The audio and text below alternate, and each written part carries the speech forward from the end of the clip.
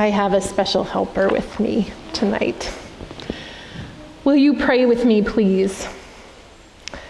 Now may the words of my mouth and the meditations of all of our hearts be acceptable in your sight, O God, our rock and our Redeemer. Amen. Friends, is good news louder than fear? That's a question to wonder over tonight. I know the title of this meditation asserts that it is. Good news is louder than fear, but I invite you to ponder it in your heart, to wonder if it rings true for you and kind of feel it out. We've been talking a lot about fear in worship throughout Advent, not to give it more bandwidth than it deserves, but to be honest about what the hope, peace, joy, love, and presence of God are up against these days, what we're up against in our daily lives. And at first blush, to say that good news is louder than fear just doesn't seem quite right, does it?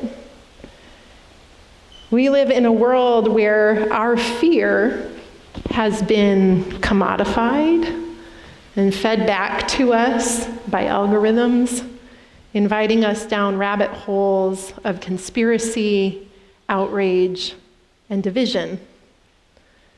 Fear has a noisy bluster about it that can be hard to break through.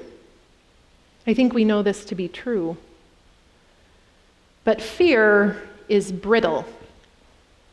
When met by love, it shatters.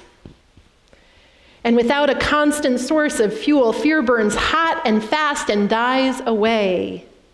It does not withstand challenge, especially not in the face of good news. Do not fear, the angels say. And the earth-shaking tremble, the fear that threatened to lodge in the shepherds' throats takes flight, making way for something better. Awe, wonder, joy. Good news outlasts fear. When joy becomes raucous, it overwhelms fear like an angel army. On Christmas Eve, it can be easy to feel like we know this story, the one we've just heard, with shepherds and angels and a sweet haloed God baby laying in the straw. We can put that picture on a card and hang it on the fridge for a season, and then put it away, or suck on it like a sugar pill to distract us from our fearsome lives. And a story that's small enough to carry in our pocket isn't a bad thing. It helps our children learn, and it keeps the message close. But this night, I invite you to look again. The story is not just sweet, and it's certainly not saccharine or small. It is the story of empire. Luke declares the story of incarnation in the context of Roman domination. A poor people are being counted so the empire can tax them out of the only asset they have left, their land.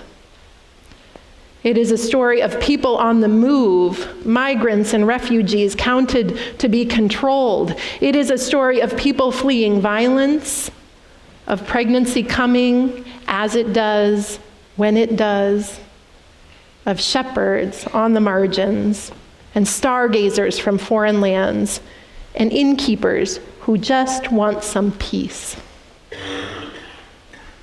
Friends, this story didn't just happen once. It is happening now. That's what we proclaim on Christmas. This very night, it is big enough to hold us and the whole world.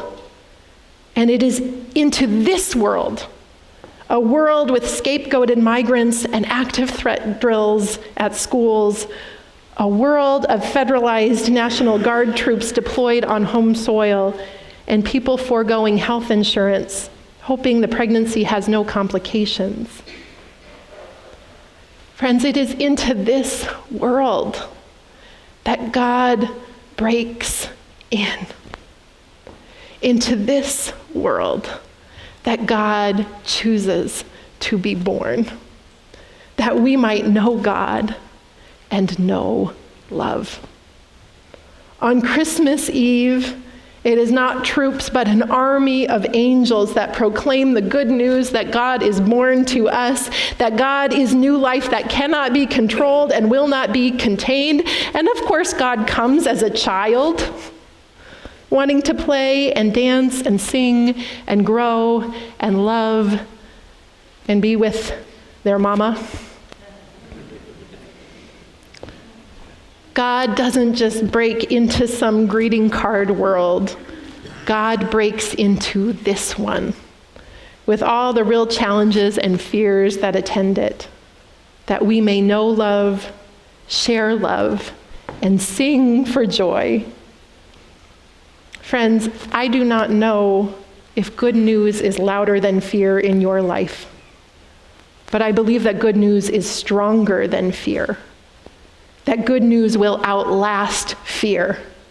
And that part of how that happens is that, like the shepherds, we are called through our own complicated, trembling, and fearsome lives to join in joyful witness, kindling that of God that wants to be born in us, and proclaiming the glory of God made flesh. At Christmas, that good news has come through this church in the form of families adopted from our local public schools so Christmas could be filled with a little more joy. Good news has come through the generosity of the Bowtie Boys, our men's group, providing cash for a family disrupted by deportation to make the best choices for them around bills and gifts and food. Good news comes through our children's voices, through the music of the choir, through the gathering of souls to shout, "Glory!" And let it be with us according to your word, and make us brave and bold in proclaiming the wonder of what we have seen and heard. God with us, vulnerable and good and new. May we receive the gift of God with us this night, and may we go forth like shepherds and angels, proclaiming the goodness of God with great joy. Friends, I believe that together our voices are louder than fear. Will you join the joyful chorus? May it be so. Amen.